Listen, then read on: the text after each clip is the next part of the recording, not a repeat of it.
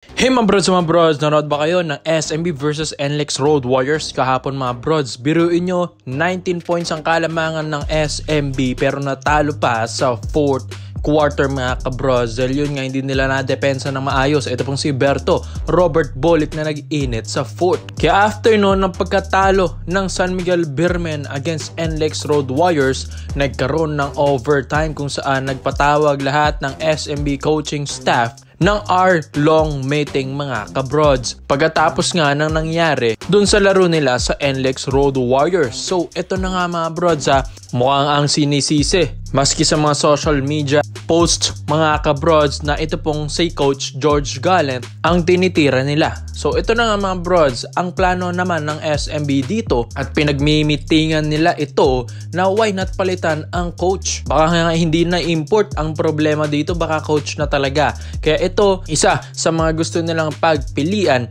ay ito nga pong si Coach Sean Chambers. Yes, ang coach ngayon ng FEU Tamaraw sa UAAP at assistant coach naman ni Coach Tim Cone sa Gilas, Pilipinas mga kabrods. Kung di nyo naman kilala, ito pong si Sean Chambers. Ito nga dati yung naging best import taong 1996 sa Governor's Cup.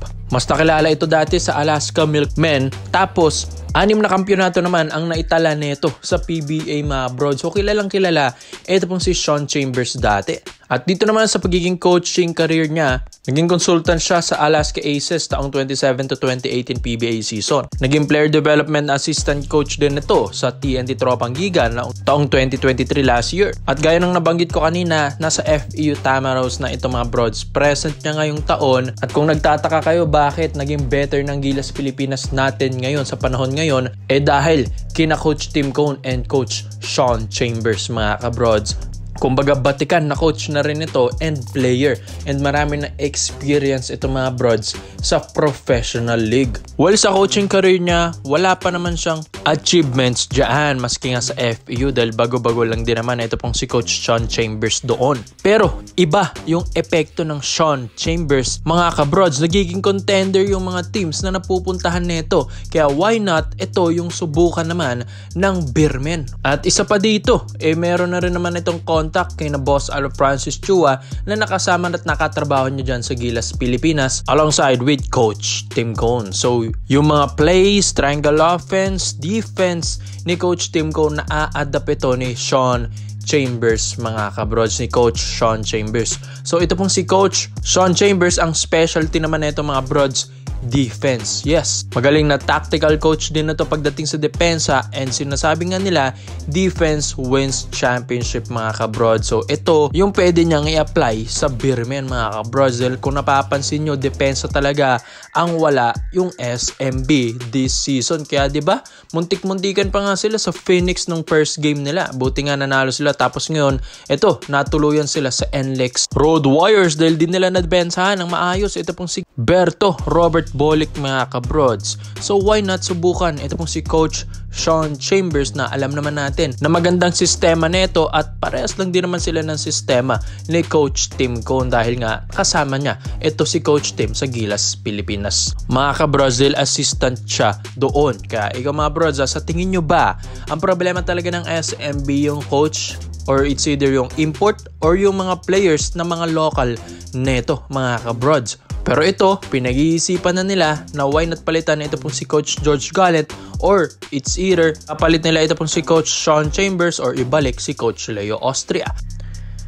So dito naman po tayo sa kabalbalita naman natin mga kabrods. Ito nga pong Barangay Nebra San Miguel, bago mag-start ang kanilang game this season, this December mga kabrods, gusto pa nilang umisa dahil gusto na nga nilang kunin ito pong si Kit Datuma brods, ang 6'8" big man ng Rain or Shine and Last Top Painters, dahil alam nga nila na ito pong sina Isaac Go, Jamie Malonzo and Jeremiah Gray ay alanganin nga this season mga brods na magsabay-sabay silang gumaling. And ito pong si Troy Rosario, alam naman natin na kulang ito nakatulong ni Japet Aguilar. So ito na nga, pinagmimitingan at pinag-iisipan nila na why not i-add nila as big man nila ito pong si Kit Datu mga kabrods. Kung mapapansin nyo, kahit lang din naman ito ni C-Stand, ni Stone Hardinger, 6'8". Pero ang kagandahan dito kay Kit Datu, maganda yung mga touches ng ball nito, maganda na finisher, at isa pa dito, may outside shooting, magandang footwork sa ilalim, di ba? Nakikita nyo na may mga footwork niya, di ba? Mga pump fakes. Tapos na-adapt niya talaga yung mga trainings niya, mga kabrods. Kaya ito, isa rin ito sa mga starters na rin ng Rain or Shine ni Coach Yeng Guiao. Ang problema lang ngayon ng Ginebra ay sino yung ipapalit nila dito kay Kit Datu, mga kabrods. Knowing na ito pong si Coach Yeng Guiao, hindi naman niya basta-basta ibibigay yung mga core players niya kapag hindi maganda at hindi fair ang trade, mga kabrods. Kaya gusto nila magaling din at kasing value rin ni Kit Datu. Kaya pinag-iisipan ngayon sa lineup ng Ginebra kung sino yung pwedeng players na i-trade dito kay Kit Datu, mga bros. Kung hindi man kasing galing, mag-add sila ng draft picks, mga first rounder, mga kabrods, para nga pumayag lang ang Rain or Shine. So ang Ginebra kasi kailangan talaga ng big man, mga kabrods. Justin Brownlee 6'6" lang yan, hindi yan umiilalim talaga. Mapipwersa lang siyang umilalim dahil nga sa lineup ng Ginebra na walang big man ngayon dahil sina Japet at Troy Rosario lang. Tapos ang mga kalaban mo pa, mga 6'10" pataas na imports, mga kabrods. Kaya hirap talaga ang Ginebra sa ilalim at mararamdaman nila yan kapag hindi sila kumuha talaga ng legit big man. So itong si Kit Datu, kita nyo naman, maskulado rin, malapad, mga kabrods, at isa pa dito, physical din kung maglaro. Ito pong player na ito, fundamentals na ito maganda.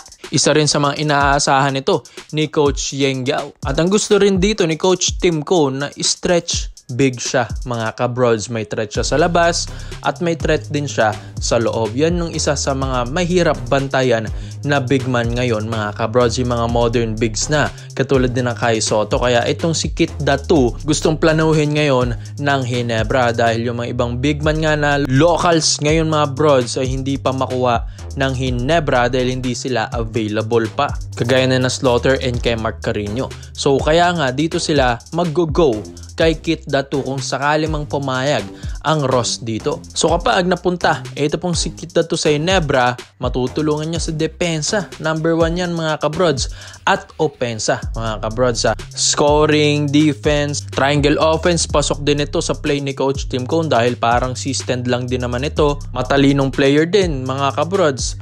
At isa pa, masipag itong si Kit Datu. At isa pa, bata pa, mga kabrods. Bata-bata pa, 28 years old lang. So matagal-tagal pa ang kanyang room for improvement. Pero sa skills niya ngayon, parang veterano na kung maglaro, mga kabrods. At may ilalakas pa siya. Kaya yan ang nagustuhan ng Ginebra sa kanya. Kaya mga kabrods, sa tingin nyo sa lineup ngayon ng Ginebra, sapat na ba ito para manalo ng kampyonato? Or kailangan pa ng isang big man para nga makakompleto yung tibay ng lineup nila? Kaya komento mo lang po nyo dito, mga brods, kay Kit Datu.